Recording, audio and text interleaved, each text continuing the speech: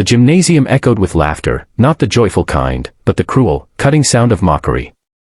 Emma Reed clutched her books tightly against her chest as she hurried down the hallway. She had learned long ago that lowering her head and keeping quiet made her less of a target. But bullies have a way of finding the weakest link, and to them, Emma was a perfect victim. It wasn't always like this. Emma was once vibrant, outspoken, and full of dreams. She wanted to become a lawyer, inspired by her late mother who had fought tirelessly for justice as a community advocate. But ever since her mom's passing, Emma had withdrawn into herself. She lived with her dad, a mechanic, who worked long hours to keep their modest life afloat. The void left behind by her mother made Emma vulnerable, and the bullies at school saw it as an open invitation. The ringleader of the torment was Brooke, a popular cheerleader with an icy smile and a sharp tongue. Her sidekicks followed her every move, laughing at Emma's clothes, her quiet voice, even the way she walked. But that day in gym class, the cruelty reached a breaking point. Emma had been paired against Brooke during a friendly basketball game. The ball slipped from Emma's hands, and Brooke shoved her hard, sending her sprawling to the floor. Laughter exploded in the gym. Embarrassed, Emma tried to get up, but Brooke wasn't done. She yanked Emma's arm back sharply. There was a sickening crack. Emma screamed. Her wrist bent at an unnatural angle as tears streamed down her face. For a moment, silence filled the room. Even the bullies looked stunned. But Brooke's smirk quickly returned. Oops. Guess she's too fragile for sports, she sneered. Emma's dad rushed to the hospital that night, devastated as he held her uninjured hand. Seeing his daughter's pain and broken spirit, his heart ached. But Emma's pain ran deeper than a fractured wrist. It was the humiliation, the betrayal of silence from teachers who had witnessed years of bullying yet chose to look the other way. While Emma lay in bed, her wrist in a cast, she thought about her mother. Her mom had always told her, when the world breaks you, you have two choices, stay broken or fight back. Something inside Emma stirred. For the first time, she realized she couldn't let them win.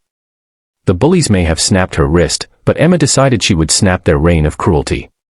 When she returned to school, whispers filled the hallways. Some students looked guilty, others indifferent. Brooke strutted around like nothing had happened, but Emma wasn't the same timid girl anymore. She quietly began documenting everything, every cruel word, every shove, every ignored report to the school administration. She reached out to a local attorney, a woman who had once worked alongside her mother. At first, the idea of taking her bullies to court seemed absurd. A high school lawsuit. People laughed. But Emma was relentless. Her cast was a daily reminder of the line. The sharp echo of sneakers squeaking across the polished gym floor blended with laughter that cut through Emma Reed's heart like glass. She wasn't laughing, she never did. Emma hugged her books to her chest, hoping to slip through unnoticed. But bullies notice everything. Emma wasn't weak. She was quiet, thoughtful, the kind of girl who preferred sketching in her notebook or reading novels to screaming in the cafeteria. But in high school, quiet often looked like weakness. And weakness became a target. It hadn't always been this way. Before her mother passed away, Emma was confident, radiant, even outspoken. Her mom had been her hero, a local community advocate who had fought tooth and nail for families who couldn't afford lawyers. Emma admired her deeply, and once upon a time, she dreamed of becoming a lawyer too. But when cancer took her mother, Emma lost not only her role model but her shield. The light inside her dimmed. And bullies like Brooke thrived in darkness. The breaking point. That day in gym class should have been ordinary.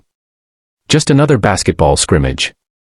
Emma tried to play without drawing attention. But Brooke saw an opportunity to humiliate her. Pass it to Reed, let's see if she can even hold the ball without dropping it. Brooke sneered.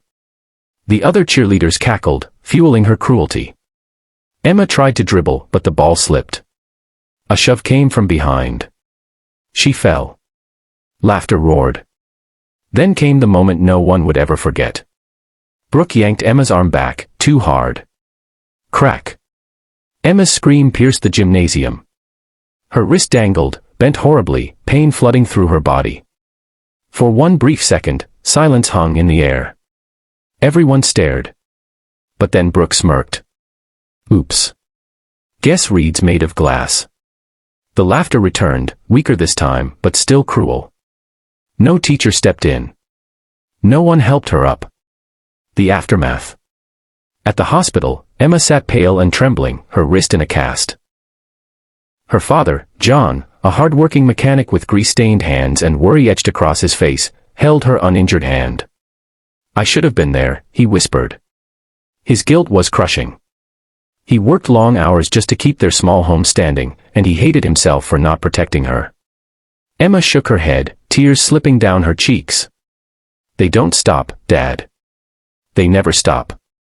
And no one does anything." John clenched his fists. He remembered his wife's words, "When you see injustice, you fight it, even if the fight is hard." He looked at Emma, broken and humiliated, and felt a fire rising. But it was Emma who surprised him. That night, lying awake with her cast scratching against the bedsheets, she whispered into the darkness. "They think they broke me. But they don't know me. I'm my mother's daughter." The first steps of a fighter. The next week at school, Emma returned, not with a smile, but with determination. The whispers followed her, but she didn't bow her head this time. She started writing. Every insu,